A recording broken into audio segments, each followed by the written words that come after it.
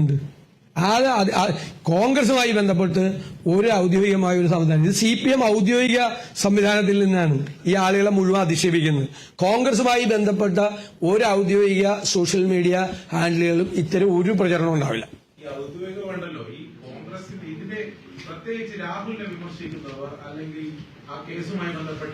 അത് എന്നോട് ചോദിച്ചിട്ട് എന്താ കാര്യം? അത് ചെയ്യുന്നവരോട് നിങ്ങൾ പോയി ചോദിക്കും. എന്നോട് ചോദിച്ചിട്ട് എന്താ കാര്യം? കോൺഗ്രസുമായിട്ട് ബന്ധപ്പെട്ട ആര് ചെയ്താലും ഞങ്ങൾക്ക് അതിന്റെ ഉത്തരവാദിത്തമുണ്ട്. കോൺഗ്രസുമായി ബന്ധപ്പെട്ടോ കോൺഗ്രസിന്റെ ഔദ്യോഗിക ഹാൻഡിലൊന്നും ഒരു കാര്യവും ഞങ്ങളുടെ നിലപാടിന് വിരുദ്ധമായി ചെയ്താൽ ഞങ്ങൾ നടപടിയെടുക്കും. അങ്ങനെ ഒരു സംഭവം ഉണ്ടായിട്ടില്ല. നിങ്ങൾ പറയണതിനൊക്കെ എനിക്ക് മറുപടി പറയാൻ പറ്റും. I have no comments. ഞങ്ങൾക്ക് ഇത്രയും ക്ലാരിറ്റി ഉള്ളൊരു പാർട്ടി വേറെ ഏതുണ്ട്? മോഷണ കുറ്റത്തിന് ജയിലിൽ കിടക്കുന്നതിനെതിരെ നടപടിയെടുക്കില്ല എന്ന് പറഞ്ഞ പാർട്ടിയാണ് CPM. എന്നിട്ടാണ് ഈ വലിയ വർദ്ധനം പറയണത്. മോഷണ കേസിൽ അയ്യപ്പന്റെ സ്വർണ്ണ അടിച്ചു മാറ്റി അവിടുത്തെ ദ്വാരപാലക ശില്പം കൊണ്ട് കോടീശ്വരന് വിറ്റ ഭൂലോക കള്ളന്മാർക്കെതിരെ നടപടിയെടുക്കില്ല എന്ന് പറയുന്ന പാർട്ടിയാണ്. അല്ല, പിന്നെ ഞാൻ അപ്പുറത്ത് നിൽക്കുന്നവരുടെ പേരൊന്നും എന്നെ കൊണ്ട് പറയിപ്പിക്കണ്ട. റേപ്പ് കേസിലെ പ്രതിക്കെതിരായിട്ട് നടപടിയെടുക്കാത്ത പാർട്ടിയുടെ മാധ്യമങ്ങളും അത്തരം ചോദ്യങ്ങളൊന്നും വേണ്ട. അല്ല, അതൊക്കെ ക്ലിയർ ആണ്. ഇനി no more questions on that. ഞാൻ I have made it very clear. ഇനി വേറെ ചോദ്യം ഉണ്ടെങ്കിൽ ചോദിക്കും. ഇപ്പൊ എല്ലായിടത്തും ചെന്നിട്ട് എല്ലായിടത്തും വന്നിട്ട് എല്ലാ മീറ്റ് ദ പ്രസിനും വന്നിട്ട് കൈരളിയിലും ദേശാഭിമാനിയിൽ നിന്നും കുറെ റിപ്പോർട്ടർമാർ വന്നിട്ട് അവര് എന്നെ ചോദിച്ചുകൊണ്ടിരിക്കുക, ഇതൊന്നും കൊണ്ട് ശബരിമലയിലെ കൊള്ള ഈ തെരഞ്ഞെടുപ്പിന്റെ അജണ്ടയിൽ നിന്ന് മാറ്റാമെന്ന് ആരും വിചാരിക്കണ്ട. മനസ്സിലായോ? ആരും വിചാരിക്കണ്ട, അത് മാറ്റാമെന്ന് വിചാരിക്കണ്ട. അത്ര വലിയ കൊള്ളയാണ്. ദൈവത്തിന്റെ സ്വർണ്ണമാണ് അടിച്ചു മാറ്റിയത്. അതിന് പാർട്ടി കൊടപിടിച്ചു കൊടുക്കുകയാണ്. പാർട്ടി നേതൃത്വത്തിന് അതിന് പങ്കുണ്ട്. അത് മറച്ചു പിടിക്കാൻ വേണ്ടി ഇതൊരു 10 പ്രാവശ്യം ചോദിച്ചാലൊന്നും കാര്യമില്ല. റേപ്പ് കേസിലെ പ്രതിയെ സംരക്ഷിക്കുന്നവരാണ് ഈ വർത്തമാനം വന്ന് ചോദിക്കുന്നത്. എന്നിട്ടിപ്പൊ ഞാൻ വായിച്ചില്ല, മറ്റേ വാട്സാപ്പിൽ കൂടി അശ്ലീല ചിത്രം അയച്ചതിന്റെ പേരിൽ ഏരിയ സെക്രട്ടറി സ്ഥാനത്ത് നിന്ന് പാർട്ടി മാറ്റിയവൻ വീണ്ടും സ്ഥാനാർത്ഥിയാണ്. എന്നാ അതിനെപ്പറ്റിയൊക്കെ ഒന്ന് അന്വേഷിക്കും. വേറെ വല്ല ഉണ്ടോ? വേറെ വല്ല ചോദ്യം ഉണ്ടോ? അല്ല, അവര് തന്നെ ചോദിച്ചുകൊണ്ടിരിക്കുക. ഇത് ഞാനിവിടെ ഗസ്റ്റായിട്ടാണ് വന്നിരിക്കുന്നത് മീറ്റ് ദ പ്രസിന്. മനസ്സിലായി? ഞാൻ നടത്തുന്ന പത്രസമ്മേളനങ്ങൾ തയ്യാറാക്കാൻ വേണ്ടിയിട്ട് 4-5 പേര് വന്നിട്ട് സ്ഥിരമായിട്ടുള്ള പരിപാടിയാണ്. നിങ്ങൾ ആദ്യം പോയിട്ട് ധൈര്യം ഉണ്ടെങ്കിൽ ഞാൻ മുഖ്യമന്ത്രിയോടൊരു ചോദ്യം ചോദിക്കും. ഏതെങ്കിലും ഒരു മാധ്യമ പ്രവർത്തകന് അദ്ദേഹത്തോടൊരു ചോദ്യം ചോദിക്കാൻ പറ്റട്ടെ. പത്രസമ്മേളനം നടത്തൂല, മീഡിയ കാണൂല, കണ്ട 50 മിനിറ്റ് മറ്റേ റേഡിയോയാണ്. ഇങ്ങോട്ട് പറഞ്ഞ കേൾക്കണം. എന്നിട്ടൊരു 4 ചോദ്യം സ്പോൺസേഡ് ചോദ്യം ചോദിച്ചു പോകും. ഞങ്ങളുടെ പത്രസമ്മേളനങ്ങൾ വന്ന് മനഃപൂർവ്വമായി ദേശാഭിമാനി കൈരളി ആളുകൾ വന്ന് നമ്മൾ മറുപടി പറഞ്ഞ ചോദ്യം 5ഉം 10ഉം പ്രാവശ്യം ചോദിച്ചു. ഇത് ചായക്കടയിലെ ചർച്ചയല്ല, ഇത് കാസർഗോഡ് പ്രസ് ക്ലബ്ബിൽ നടക്കുന്ന മീറ്റ് ദ പ്രസാണ്. അത് മനസ്സിലാക്കി ചോദിച്ചാൽ നന്നാ. ഞാൻ നിങ്ങളുടെ ഒരു ചോദ്യത്തിന് മറുപടിയില്ല. ഇനി പറഞ്ഞോ, വേറൊരാളെ കൊണ്ട് ചോദിക്കില്ല. അതാണ് തന്ത്രം.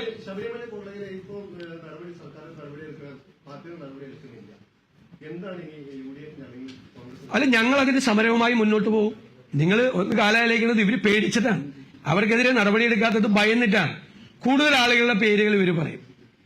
അവർ കൊടുത്തിരിക്കുന്ന മൊഴിയെ കൊണ്ട് തുടർന്നുള്ള അന്വേഷണം നടത്തിയാൽ ജയിലിലേക്കുള്ള ഘോഷയാത്ര തുടങ്ങിയിട്ടേ ഉള്ളൂ. CPM നേതാക്കന്മാരുടെ ശബരിമല കേസിൽ ഇനിയും ഒരുപാട് ആളുകൾ ജയിലിലേക്ക് പോകും. കാരണം ഇതൊരു വലിയ ഗൂഢാലോചന ഒരു പ്രാവശ്യം നടത്തിയിട്ടാണ് കട്ടിട്ട് ആരും അറിയാതെ വന്നപ്പോൾ വീണ്ടും ഒന്നും കൂടി കക്കാൻ വേണ്ടി 2024 ശ്രമിച്ചു. അപ്പോഴാണ് കോടതി പിടിച്ചത്. അതാണ് ഗൗരവമുള്ള കാര്യം. കേരളത്തിന്റെ ചരിത്രത്തിൽ ഇതുപോലെ ഒരു ഗവൺമെന്റിന്റെ പിന്തുണയോടുകൂടി ഗവൺമെന്റ് കൊട പിടിച്ചു കൊടുത്തുണ്ട് ഇത്രയും ഒരു മോഷണം. അമ്പലം അങ്ങനെ തന്നെ വിഴുങ്ങിയിരിക്കുക. തീർച്ചയായിട്ടും ഉജ്ജ്വലമായ വിജയം UDF നേടും. ഇപ്പം ഈ തെരഞ്ഞെടുപ്പ് കാര്യം പറഞ്ഞു. കാസർഗോഡ് ജില്ലയിലെ പല പഞ്ചായത്തുകളിലും ഇപ്പം UDFന്റെ ശക്തി കേന്ദ്രമാണ് പടന്ന പഞ്ചായത്ത്. ഒരുപക്ഷെ DC പ്രസിഡന്റ് തൊട്ടടുത്തടുത്ത പഞ്ചായത്താണ്. ആ പഞ്ചായത്തിൽ ലീഗിനകത്ത് വലിയ പ്രശ്നങ്ങൾ നിലനിൽക്കുന്നുണ്ട്. അവിടെ എതിർ സ്ഥാനാർത്ഥികൾ നിർത്തിയിട്ടുണ്ട്. അപ്പോൾ കാസർഗോഡ് ജില്ലാ പഞ്ചായത്ത് തിരിച്ചു പിടിക്കുമെന്ന് പറഞ്ഞു. അതൊക്കെ ഞങ്ങൾ തെരഞ്ഞെടുപ്പിന് മുമ്പ് പരിഹരിക്കും. 1-2 സ്ഥലങ്ങളിലൊക്കെ ചെറിയ പ്രശ്നമുണ്ട്. ഇതൊക്കെ കഴിഞ്ഞ പ്രാവശ്യത്തേക്ക് താരതമ്യപ്പെടുത്തുമ്പോൾ വളരെ നിസ്സാരമായ പ്രശ്നങ്ങളാണ്. അത് പരിഹരിക്കാനുള്ള ഉഭയകക്ഷി ചർച്ചകൾ നടക്കുന്നുണ്ട്.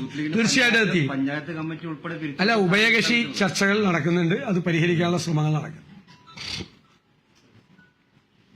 ഇനി മോർ ഈ തെരഞ്ഞെടുപ്പ് BJP-യുടെ ഒരു പ്രസക്തി എന്താണ്? അത് നമ്മളെപ്പോഴും പറയുന്നില്ല. BJPക്ക് ഈ കേരളത്തിൽ അവർക്ക് ഒരു 6,000 സ്ഥാനാർത്ഥികൾ പോലും ഇല്ല. ഈ തെരഞ്ഞെടുപ്പിൽ ഫലപ്രദമായ ഒരു മത്സരം മുന്നോട്ട് വയ്ക്കാൻ അവർക്ക് കഴിഞ്ഞിട്ടില്ല. ഇപ്പൊ കാസർഗോഡ് ജില്ലയിൽ പോലും അവരുടെ സാന്നിധ്യം ഉണ്ടായിരുന്ന സ്ഥലങ്ങളിൽ പോലും അവർ വളരെ പിന്നോക്കം പോയിരിക്കുകയാണ്. BJPയിൽ നടക്കുന്ന അന്തഛിദ്രം BJPയെ സംഘടനാപരമായി ദുർബലപ്പെടുത്തിയിരിക്കുകയാണ്. മാത്രമല്ല, കേരളത്തിന്റെ ഒരു സെക്യുലർ മനോഭാവമുള്ള ജനങ്ങളാണ് കേരളത്തിലെ. BJPക്കൊന്നും ഒരു പ്രാധാന്യം കൊടുക്കുന്ന ഒരു തെരഞ്ഞെടുപ്പ് ഫലം കേരളത്തിൽ ഉണ്ടാവില്ല. ഇപ്പോ നിങ്ങൾക്കറിയാം, കേരളത്തിലെ ഗവൺമെന്റും കേരളത്തിലെ CPM-ഉം കേരളത്തിലെ മുഖ്യമന്ത്രിയും കേന്ദ്ര BJP നേതൃത്വത്തിന്റെ മുമ്പിൽ വിധേയരായിട്ട് കുനിഞ്ഞു നിൽക്കുക. 2 വിഷയങ്ങളാണ്. മന്ത്രിസഭയെയും പാർട്ടിയെയും പോലും പറ്റിച്ചുകൊണ്ട് PM ശ്രീ വിഷയത്തിലും ലേബർ കോഡ് വിഷയത്തിലും CPM തീരുമാനമെടുത്തത്. PM ശ്രീ വിഷയത്തിൽ മന്ത്രിസഭാംഗങ്ങളെയും പോളിറ്റ് ബ്യൂറോയെയും സെക്രട്ടേറിയറ്റിനെയും LDF-നെയും പോലും മറികടന്നുകൊണ്ടാണ് ഏകപക്ഷീയമായി തീരുമാനമെടുത്തത്. PM ശ്രീയിൽ ഒപ്പുവെച്ചിട്ട് 16-ാം തീയതി ഒപ്പുവെച്ച് വന്ന് 22-ാം തീയതി ക്യാബിനറ്റിലിരിക്കുമ്പോൾ ക്യാബിനറ്റിലെ CPI മന്ത്രിമാർ പരാതി പറഞ്ഞിട്ട് പോലും ഒപ്പുവെച്ച കാര്യം രഹസ്യമാക്കി വെച്ച് അവരെ പോലും കബളിപ്പിച്ച മുഖ്യമന്ത്രിയും വിദ്യാഭ്യാസ മന്ത്രിയാണ്. എന്നിട്ട് 22-ലും 23-ലും നമ്മളോട് പറയാണ് ലേബർ കോഡിന് നമുക്കൊരു കരടുണ്ടാക്കണം. 2021 തന്നെ BJP ഗവൺമെന്റ് ഉണ്ടാക്കി വെച്ചതിനേക്കാൾ തൊഴിലാളി വിരുദ്ധമായ കരട് വിജ്ഞാപനം തയ്യാറാക്കി വെച്ചിട്ട് ഒരു യൂണിയനുമായിട്ട് ആലോചിക്കാതെ, പ്രതിപക്ഷമായിട്ട് ആലോചിക്കാതെ തയ്യാറാക്കി BJP കേന്ദ്ര നേതൃത്വം പറയുന്നതനുസരിച്ച് വിധേയരായി കാര്യങ്ങൾ ചെയ്യുന്ന ഭയന്നിട്ടാണ്, കേസുകളെ ഭയന്നിട്ട് വിധേയരായി ചെയ്യുന്ന ഒരു സംസ്ഥാന CPM നേതൃത്വവും ഭരണ നേതൃത്വമാണ് കേരളത്തിൽ. അതാണ് കേരളത്തിന്റെ ദൗർഭാഗ്യം. തീർച്ചയായിട്ടും വളരെ അപകടകരമായ റിപ്പോർട്ടുകളാണ് വിവിധ ജില്ലകളിൽ നിന്ന് വരുന്നത്. ധാരാളം ആളുകൾ, ലക്ഷക്കണക്കിന് ആളുകൾ ഇപ്പോഴും പുറത്താണ് നിൽക്കുന്നത്. എന്നിട്ടും തെരഞ്ഞെടുപ്പ് കമ്മീഷനും അതിന്റെ കീഴിലുള്ള ഉദ്യോഗസ്ഥന്മാരും അനാവശ്യമായ സമ്മർദ്ദം ചെലുത്തി. ഇപ്പൊ 4-ാം തീയതി വരെ വെച്ചിരുന്നാണ്. 4-ാം തീയതിക്ക് മുമ്പ് ഇന്ന് തീർക്കണമെന്ന് പറഞ്ഞ് 23-ാം തീയതി പറഞ്ഞു. ഈ നാളെ തീർക്കണമെന്ന് പറഞ്ഞപ്പോൾ വീണ്ടും വേറെ തിട്ടൂരം വന്നിരിക്കുകയാണ്. പല BLO-മാർക്കും ജോലി പൂർത്തിയാക്കാൻ കഴിഞ്ഞിട്ടില്ല. പകുതി 1000 മുതൽ 1500 വോട്ടർമാർ വരെയാണ് ഒരു ബൂത്തിൽ നിന്ന് നീക്കം ചെയ്യപ്പെട്ടിരിക്കുന്നത്. അതിൽ 1/3 വോട്ടർമാരെ പോലും തിരിച്ചു കയറ്റാൻ പല ബൂത്തുകളിലും കഴിഞ്ഞിട്ടില്ല. പല നഗരങ്ങളിലും ഈ ആളുകൾ അങ്ങോട്ടും ഇങ്ങോട്ടും ഷിഫ്റ്റ് ചെയ്യുന്നതുകൊണ്ട് നഗരങ്ങളിൽ എപ്പോഴും ഒരു ഫ്ലോട്ടിംഗ് പോപ്പുലേഷനാണ്. നഗരങ്ങളിൽ ആളുകൾ അങ്ങോട്ടും ഇങ്ങോട്ടും ഷിഫ്റ്റ് ചെയ്യുന്നതുകൊണ്ട് അവരെ അന്വേഷിച്ച് പോയി അവരുടെ വോട്ട് ചേർക്കാൻ പോലും BLO-മാർക്ക് കഴിഞ്ഞിട്ടില്ല. അപകടകരമായൊരു സ്ഥിതിവിശേഷമുണ്ട്. വലിയ തോതിൽ വോട്ടർ പട്ടികയിൽ നിന്ന് ആളുകളുടെ പേര് നിയമവിരുദ്ധമായി നീക്കം ചെയ്യപ്പെടുന്ന ഒരു അവസ്ഥയിലേക്കാണ് പോകുന്നത്. അതുകൊണ്ട് ഇതിന്റെ സമയം വീണ്ടും നീട്ടിക്കൊടുക്കണം.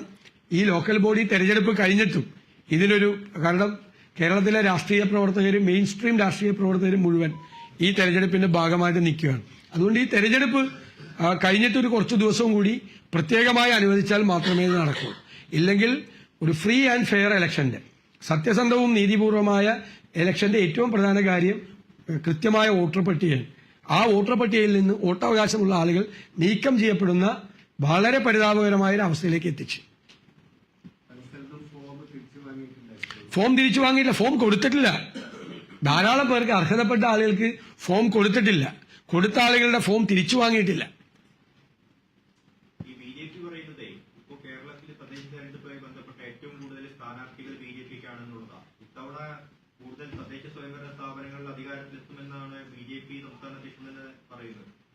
അതിപ്പോ തോക്കുമെന്ന് പറയാൻ പറ്റില്ലല്ലോ.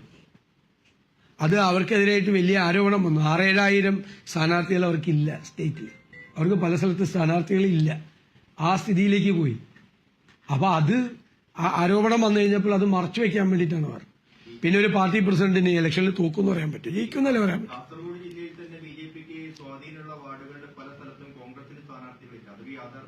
കോൺഗ്രസിന്റെ UDF-ന്റെ സ്ഥാനാർത്ഥി ഇല്ലാത്ത ഒരു സ്ഥലം ഉണ്ടാവും. അതൊക്കെ നിങ്ങൾ അന്വേഷിച്ചു. പല CPM നേതാക്കന്മാരും അവരുടെ പ്രധാനപ്പെട്ട ബന്ധുക്കളൊക്കെ മത്സരിക്കുന്നത് വേറെ ചിഹ്നത്തിലാണ്. അത് BJPയുടെ വോട്ട് കിട്ടാൻ വേണ്ടിയിട്ടാണ്. BJPയുടെ വോട്ട് കിട്ടാൻ വേണ്ടിയിട്ടാണ് ചിഹ്നം മാറി മത്സരിക്കുന്നത്. അരിവാൾ ചിട്ടി നക്ഷത്രത്തിൽ അറിയപ്പെടുന്ന പാർട്ടി നേതാക്കൾക്ക്, അറിയപ്പെടുന്ന പാർട്ടി ഭാരവാഹികൾക്ക്, പാർട്ടി അംഗങ്ങൾക്കില്ല. അത് ഞാൻ ആദ്യമായിട്ടാണ് ഇത് കാണുന്നത്, ഈ പ്രാവശ്യം കാണുന്നത്. അറിയപ്പെടുന്ന പാർട്ടി നേതാക്കന്മാർ, നാട്ടിൽ അറിയപ്പെടുന്ന പാർട്ടി നേതാക്കന്മാർ വി.ഡി. സതീശൻ മാധ്യമങ്ങളെ കാണുകയായിരുന്നു. സ്വർണ്ണ കവർച്ചയിൽ CPM-നെതിരെ രൂക്ഷമായ വിമർശനമാണ് വി.ഡി. സതീശൻ ഉന്നയിച്ചിരിക്കുന്നത്. സ്വർണ്ണ കവർച്ചയിൽ ഇതുവരെ സർക്കാരോ CPM-ഓ നടപടി സ്വീകരിച്ചിട്ടില്ല. കള്ളന്മാർക്കെതിരെ യാതൊരു നടപടിയും CPM സ്വീകരിച്ചിട്ടില്ല എന്നാണ് വി.ഡി. സതീശൻ പറയുന്നത്. സ്വർണ്ണ കവർച്ചയിൽ പാർട്ടിക്കും വ്യക്തമായ പങ്കുണ്ട്. ഇനിയും അറസ്റ്റുകൾ കൂടുതൽ ഉണ്ടാകാനുള്ള സാധ്യതയാണ് മുന്നിലുള്ളത്. കൂടുതൽ നേതാക്കന്മാർ അറസ്റ്റിലാകുമെന്ന് തന്നെയാണ് വി.ഡി. സതീശൻ പറയുന്നത്. കൂടാതെ തെരഞ്ഞെടുപ്പിൽ കോൺഗ്രസ് വൻ ഭൂരിപക്ഷത്തോടെ വിജയം സ്വന്തമാക്കുമെന്നും വി.ഡി. സതീശൻ പ്രതികരിച്ചു.